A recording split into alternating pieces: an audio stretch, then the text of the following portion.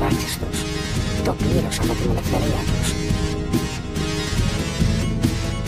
Όταν γυρίσουν κοντά μας, ένοχοι θα είμαστε εμείς, αν τους στιγματίσουμε.